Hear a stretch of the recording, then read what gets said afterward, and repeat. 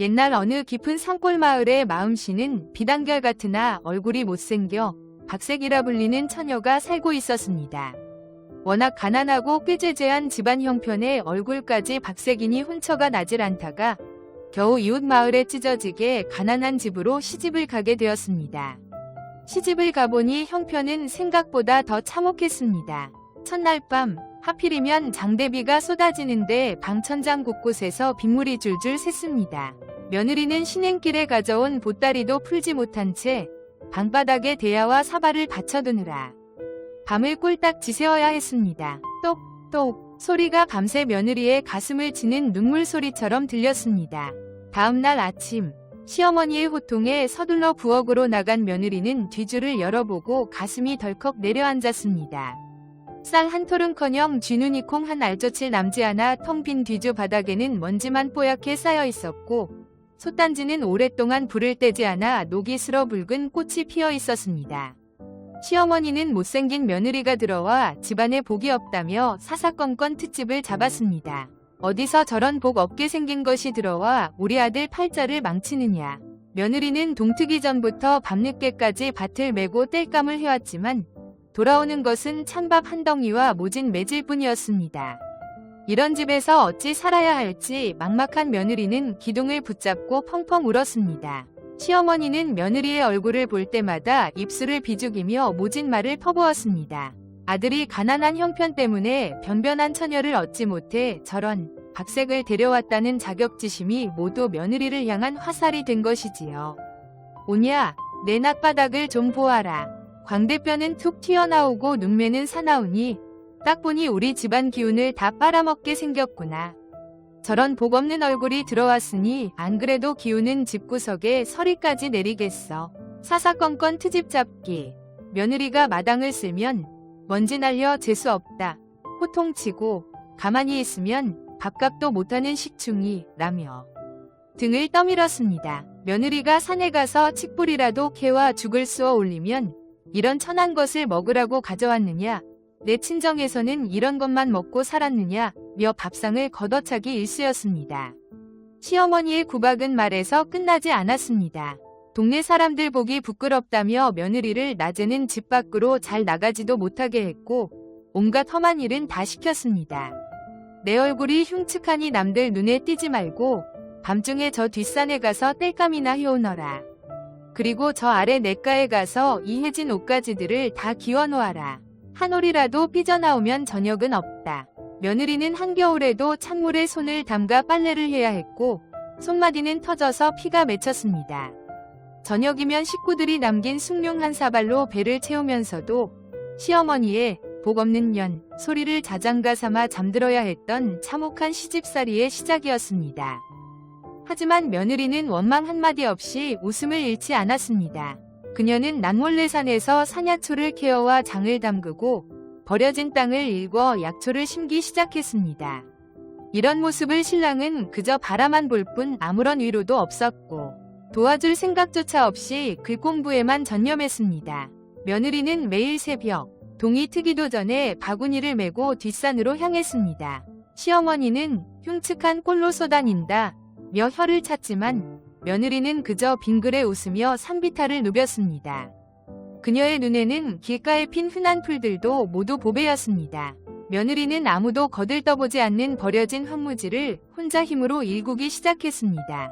돌을 골라내고 손톱이 빠지도록 흙을 파내어 그곳에 사냐초와 약초 뿌리를 심었습니다. 남들이 잠든 밤이면 개울물에서 물을 길어와 정성껏 물을 주었지요. 땅은 정성을 들인 만큼 배신하지 않는 법. 내 얼굴은 박색이어도 이 땅만큼은 풍요롭게 꽃피우리라.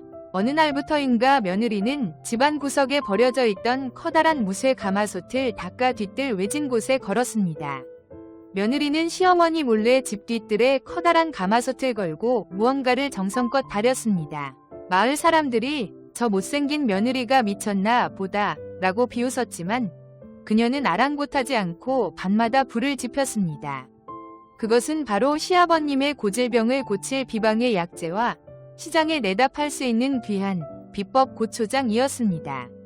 그리고는 매일 밤 불을 지피며 정체 모를 무언가를 다리기 시작했습니다. 담장 너머로 연기가 피어오르자 마을 사람들은 수군거렸습니다. 저 집 박색 며느리가 고생을 너무 하더니 드디어 미쳤나 보군. 밤마다 귀신이라도 부르려는 건가? 시어머니 역시 노발대발했습니다. 아까운 장작을 왜 밤새 태우느냐. 저러다 집이라도 홀랑 태워 먹으려고 저러나. 하지만 며느리는 묵묵히 불꽃을 지켰습니다. 가마솥 안에서는 산에서 캔 귀한 산삼 배양끈과 지치, 감초 등 수십 가지 약초가 어우러져 진한 고약으로 변해가고 있었습니다. 그것은 바로 수십 년째 자리보전하고 누워 계신 시아버님의 폐병을 고칠 비방의 약이었습니다. 가마솥의 비밀은 약재뿐만이 아니었습니다. 며느리는 남몰래 일군 밭에서 수확한 태양초 고추를 곱게 갈아 직접 만든 메주가루와 자신이 산야초를 달여 만든 특제 육수를 섞었습니다. 그녀는 밤새 솥을 저으며 기도를 올렸습니다. 이 장 한 그릇이 우리 집안의 눈물을 닦아주고 이 약 한 사발이 아버님의 숨통을 트워주게 하소서. 며칠 밤낮을 뜬 눈으로 지새우며 다려낸 끝에 가마솥 안에는 보석처럼 붉고 영롱한 비법 고초장이 가득 찼습니다. 뚜껑을 열자 그윽하고 매콤한 향기가 온 집안을 넘어 마을 어귀까지 퍼져나갔습니다. 어느 날 아침 며느리는 정성껏 달인 약을 시아버님께 올렸습니다. 반신반의하며 약을 마신 시아버님은 그날 오후 수년 만에 처음으로 마른 기침을 멈추고 스스로 자리에서 일어나 마당으로 발을 내디뎠습니다. 이 광경을 본 시어머니와 마을 사람들은 입을 다물지 못했습니다. 미친 짓이라 비웃던 가마솥의 연기가 사실은 죽어가는 사람을 살리고 가난한 집안의 운명을 바꿀 황금의 연기였음을 아무도 몰랐던 것입니다. 며느리의 정성 덕분에 시아버님의 병이 씻은 듯이 나았고 마침내 며느리의 깊은 정성이 하늘을 감동시켰습니다. 칠흑 같은 어둠 속에서 홀로 가마솥 불을 지피던 나날들이 지나고 몰락해가던 집안에 기적 같은 서광이 비치기 시작했습니다. 며느리가 밤낮으로 달인 약재를 복용한 지 한 달포가 지났을 무렵이었습니다. 이 소문을 듣고 고을 사또가 집에 직접 찾아왔습니다. 이어 며느리에게 소문을 듣고 왔으니 그 약을 냉큼 가져오라 명했습니다. 며느리가 가져온 약을 맛본 사또는 놀라며 이렇게 말했습니다. 매콤하되 자극적이지 않고 달콤하되 질리지 않으며 그 끝맛이 산삼의 향기처럼 고귀하다며 극찬을 아끼지 않았습니다. 이 소문은 삽시간에 한양까지 퍼졌고 마침내 입맛을 잃었던 임금님의 수라상에까지 오르게 되었습니다.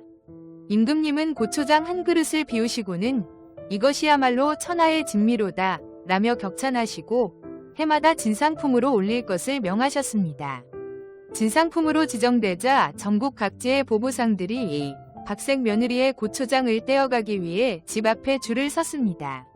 며느리는 벌어들인 돈을 허투루 쓰지 않았습니다. 가장 먼저 며느리는 시댁에 저당 잡혔던 논밭을 되찾고 마을에서 가장 비옥한 문전옥답을 사들였습니다. 텅 비어 쥐들만 드나들던 뒤주에는 이제 황금빛 쌀이 가득 차 넘쳐 흘렀습니다. 기와집의 의용, 비가 새던 초가 삼간을 헐어내고 그 자리에 고래등 같은 99칸 기와집을 올렸습니다. 대들보는 튼튼한 금강송으로 세우고 지붕에는 윤기가 흐르는 기와를 얹으니 그 의용이 인근 수십 리 밖에서도 보일 정도였습니다. 재물이 쌓였어도 며느리의 가장 큰 소망은 따로 있었습니다. 그녀는 남편이 오직 학문에만 전념할 수 있도록 밤마다 기름 등잔을 밝히며 곁을 지켰습니다. 남편이 읽을 책을 구하기 위해 천리 길을 마다치 않았고 시험장으로 떠나는 남편의 도포 자락 안감에 무사급제를 기원하는 정성 어린 자수를 놓았습니다. 마침내 과거 급제자 명단이 붙던 날 남편은 당당히 장원급제의 영예를 안았습니다. 암행어사 출두야 우렁찬 소리와 함께 마패를 찬 서방님이 위풍당당하게 고향마을로 들어섰습니다. 머리에는 임금이 하사한 종이꽃, 어사화를 꽂고 말 위에 앉은 서방님의 모습은 눈이 부실 정도였습니다. 마을 어귀까지 마중 나간 며느리는 멀리서 보이는 남편의 모습에 그동안 참았던 눈물을 왈칵 쏟았습니다. 서방님은 말에서 내리자마자 부모님보다 먼저 거칠고 투박한 며느리의 손을 꽉 잡으며 목매어 외쳤습니다. 부인, 이 어사화는 내가 쓴 것이 아니라 그대의 눈물과 정성이 피워낸 꽃이오. 이 광경을 지켜보던 시어머니는 이제 감히 며느리 앞에 서지도 못한 채 기둥 뒤에서 소매깃으로 눈물을 훔치며 속으로 외쳤습니다. 저 아이가 박색이라니 내 눈이 삐었지. 저 아이야말로 우리 집안을 살린 관세음보살이로구나.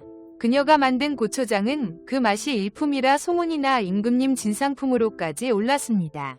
집안이 부유해지고 명예가 드높아지자 그제야 시어머니는 며느리의 손을 잡고 눈물을 흘렸습니다. 며느리의 거칠어진 손마디와 깊게 파인 주름이 그제야 눈에 들어온 것이지요. 내 눈이 멀어 보배를 알아보지 못했구나. 네가 바로 우리 집을 살린 살아있는 복덩이로다. 며느리는 빙그레 웃으며 대답했습니다. 어머님, 제 얼굴은 못생겼어도 제 마음은 늘 이 집안의 기와 한 장, 주춧돌 하나에 가닿아 있었습니다. 시어머니는 조용히 다가가 며느리의 손을 덥석 잡았습니다. 그런데 손을 잡는 순간 시어머니는 가슴이 덜컥 내려앉았습니다. 며느리의 손은 여느 집 마나님의 고운 손이 아니었습니다. 엄동설 안에 찬물로 빨래를 하고 밤마다 밭을 일구느라 손마디는 굵게 붉어져 있었고 손등은 가뭄에 논바닥 갈라지듯 거칠어 있었습니다.